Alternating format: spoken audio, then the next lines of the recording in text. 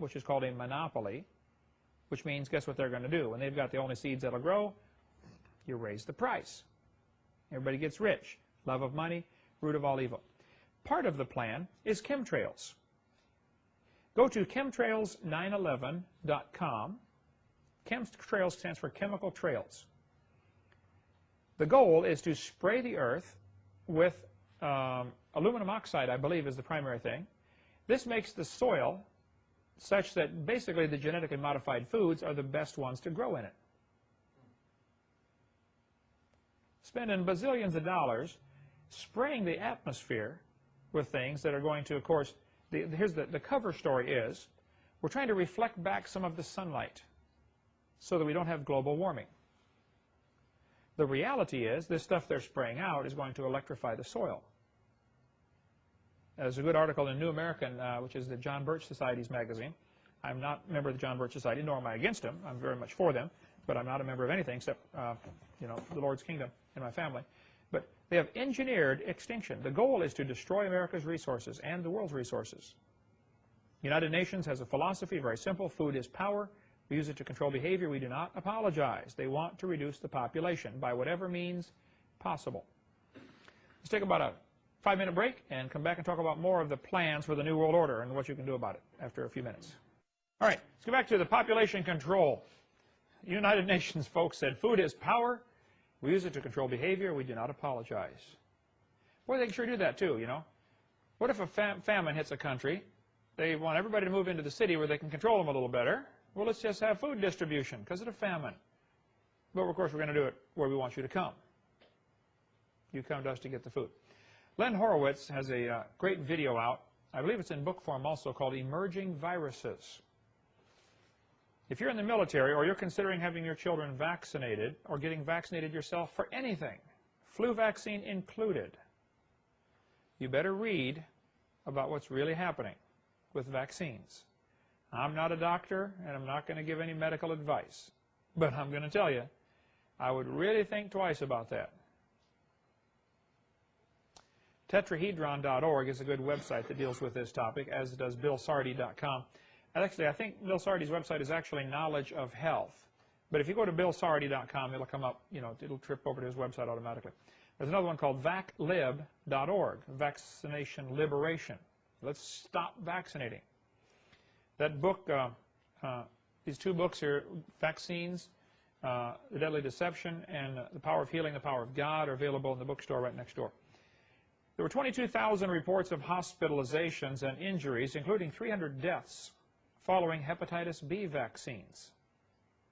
I lost the date in my notes. I think it was since '96, but I may be incorrect on that. Mary Tocco, T-O-C-C-O, lives in Michigan and travels and speaks on the dangers of vaccinations. A lot of people are getting, like, autism. We had a girl here at the park yesterday who was 11 years old and autistic. That's horrible. What that does to kids, you know, just like you're raising a baby for the rest of their life in many cases. Here's Mary Tocco's phone number if you want to call her, or marytocco.com. Dr. Kalakarinos said, I found the whole vaccine business was indeed a gigantic hoax. Most doctors are convinced that they are useful. But if you look at the proper statistics and study the instances of these diseases, you will realize this is not so.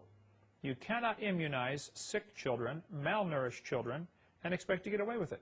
You'll kill far more children than would have died from natural infection. By the way, Jenner is famous for developing the vaccine, right? Now you see the picture of him giving the vaccine to the little boy. The little boy died a couple years later of tuberculosis. Is there something in the vaccine that might have killed him? I don't know. I suspect so. Dr. Mendelsohn said, there's a growing suspicion that immunization against relatively harmless childhood diseases may be responsible for dramatic increase in autoimmune diseases since mass inoculations were introduced. These are fearful diseases such as cancer, leukemia, rheumatoid arthritis, multiple sclerosis, Lou Gehrig's disease, etc. There are all kinds of diseases people are getting. Many folks, including myself, are convinced they're coming largely because of the vaccinations. You're putting poisons into your body. I taught biology. I understand germ theory and how it's supposed to work, okay? I still remain unconvinced. I'm willing to discuss it with anybody. But I defy you to find anything in Scripture that would give the indication that you should put something poisonous into your body to counteract a poison. The theory is, we'll give you a little dose of poison, you build up an immunity, you get the white blood cell count. I know all that. I still remain unconvinced, all right? I think it's a dangerous philosophy to live by. And I think you should encourage people to not get vaccinated, to at least study the truth before they make a decision like that. This lady wrote me a letter and said, Dr. Hovind, we have a son that has been damaged by the MMR vaccine, mumps, measles, rubella. He lost his ability to walk, talk, and feed himself. The government has a fund that compensates for injuries due to vaccines. Our 8-year-old child, would you like to have an 8-year-old that can't walk or talk or feed himself? You know how many parents are in that situation right now? Like tens of thousands of them.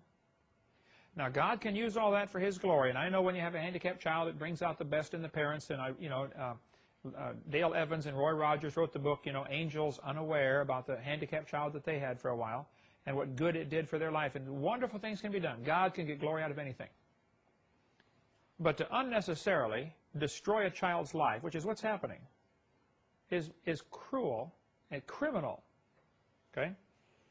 I don't have the documentation on this story. I'm going to tell you this story, but I'm going to tell you right now I can't document. I don't remember where I read it.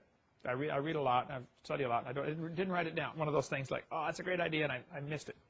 But there was a group of doctors meeting just in the last few years, if I recall the details, and they were getting up testifying about the dangers of vaccinations.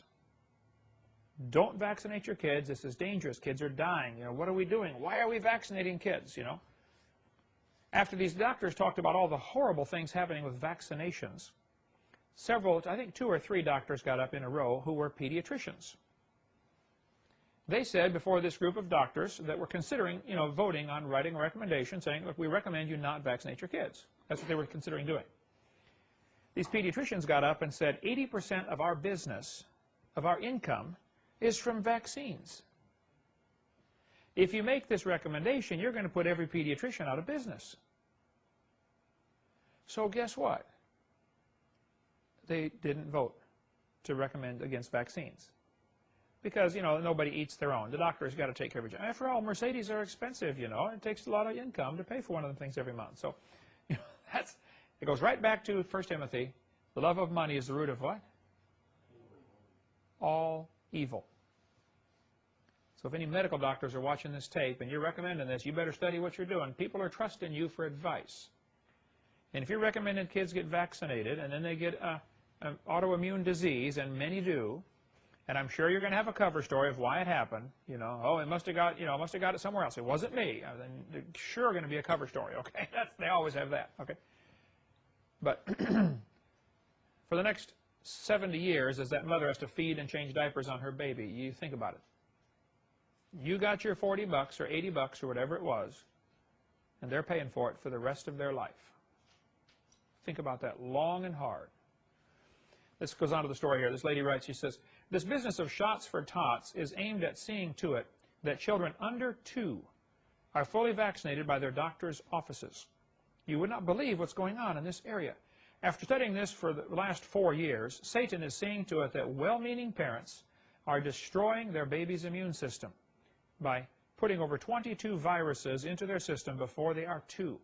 909shot.com has story after story after story of people destroyed by vaccines.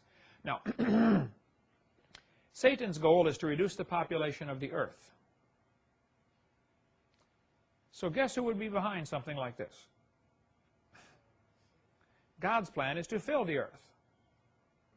God would not be behind a situation